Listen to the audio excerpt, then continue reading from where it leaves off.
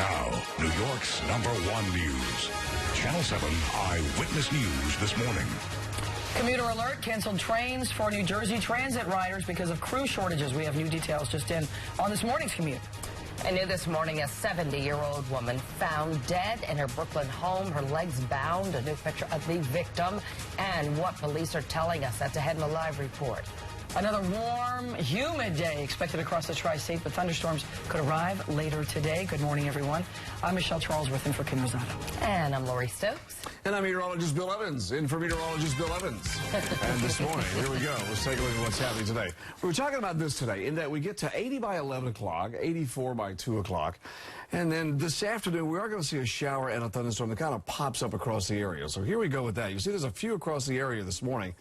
But, you know, later on today, we're going to be looking at that possibility that could be a thunderstorm that could be heavy around the area this morning. So, hey, why don't we get you out the door? And as we do that, we'll show you. We got temperatures today that are going to warm quickly into those 80s.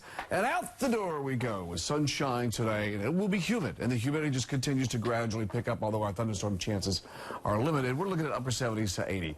By lunchtime, mid-80s this afternoon. We head toward the 90s. We'll talk about that. It's weather then heather this morning. What's going on the LIE? We'll talk about the LIE. The LIE ramp from exit 33 getting onto the westbound side of the LIE. We have a disabled tractor trailer.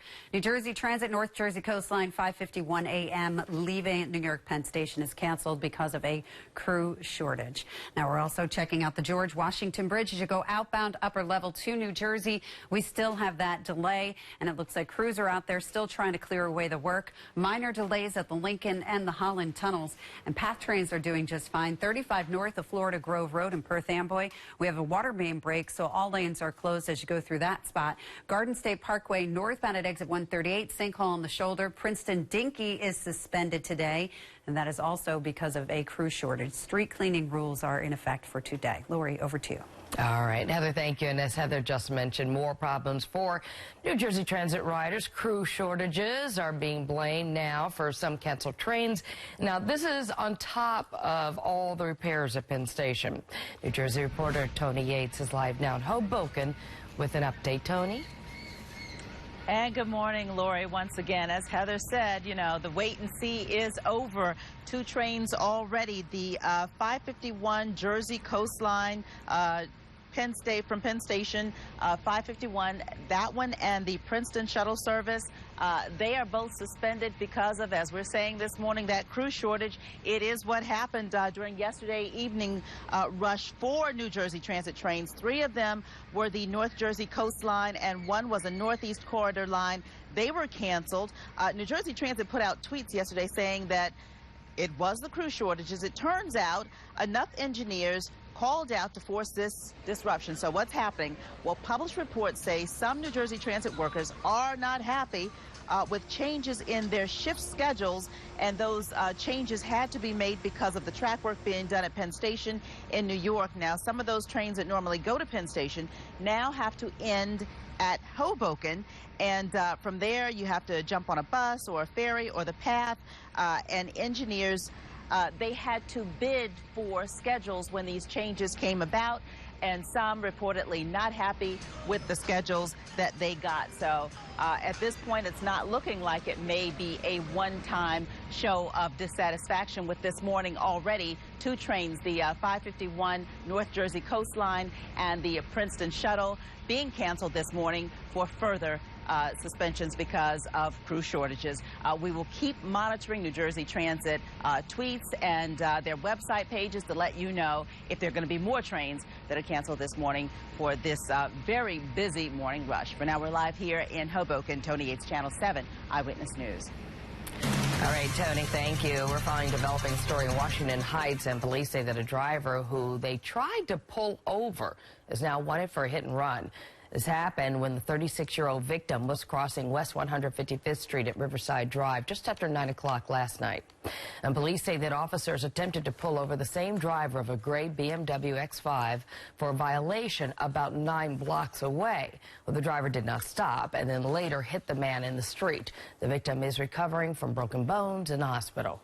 Prosecutors have charged the driver accused of causing a deadly chain reaction crash on the Grand Central Parkway. 33-year-old Andrew Shakespeare appeared in court last night. He was hit with several charges, including manslaughter. Police say Shakespeare left a wedding with 4 other people in his care in his SUV on Sunday. Investigators say he was drunk and speeding when he lost control and struck several other cars. 2 of his passengers, including a 16-year-old boy, were killed. New this morning, a deadly mystery in Brooklyn. A woman was found dead with her legs tied inside her home in Canarsie. Eyewitness News reporter Candace McCowan is live at the scene with a new picture of that victim. Candace, good morning.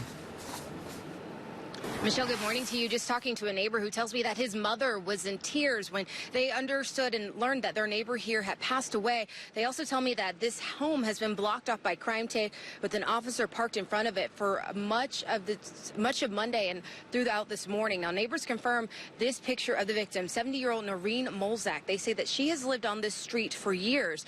Now police are trying to figure out what happened to her.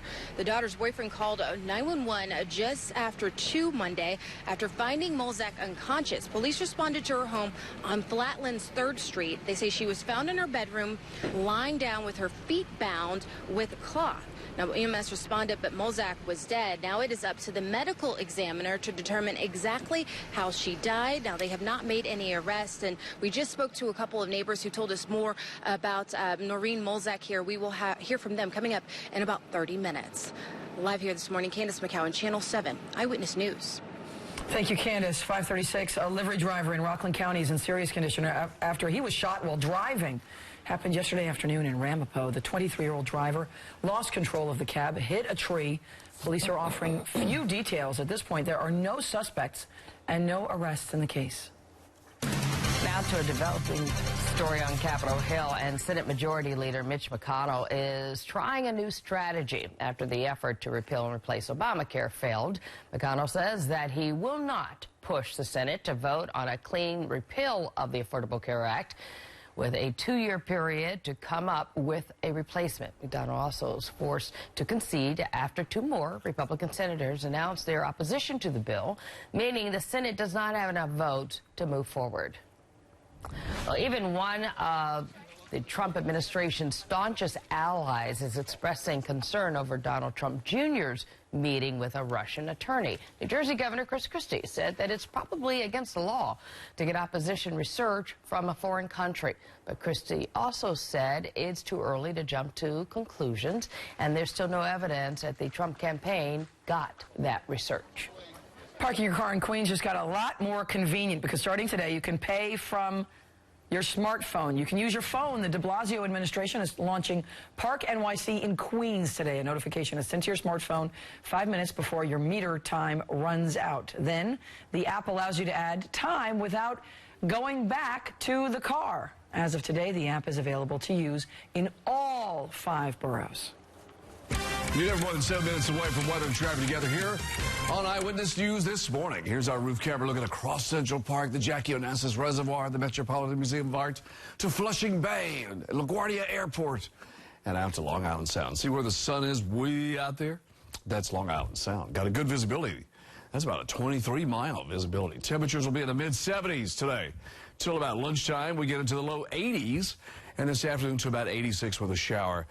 And a thunderstorm that's possible could pop up today. A good old July day. Pardon me. I've got to pay my parking bill, Heather. I got the new app. Okay. It's $27.50. Can you pay mine? No. Weather traffic together every 7 minutes. Heather O'Rourke, you're on your own. Oh, my gosh. And they're moving this camera right now. As we speak, there's a disabled tractor trailer. So what we're going to do is just bail out of the camera, and we'll go right over to our map. So we had the camera facing this disabled tractor trailer, and it was on the ramp from exit 33 getting onto the westbound side of the LIE. It's partially blocking that ramp, but it's causing a little bit of a rubbernecking delay. And then we're looking over here with New Jersey Transit.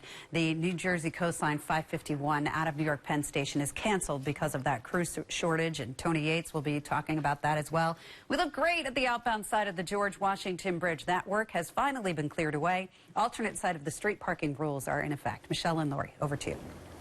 All right, Heather, thank you. It is 5:39, and a father in the Bronx living in the U.S. for decades may be deported. The family's emotional battle coming up. Also ahead, a police chase takes a wild turn. A father left his little girl in the car as he ran from officers. And a security robot at a mall goes berserk and ends up in a fountain. The high-tech malfunction when we come back.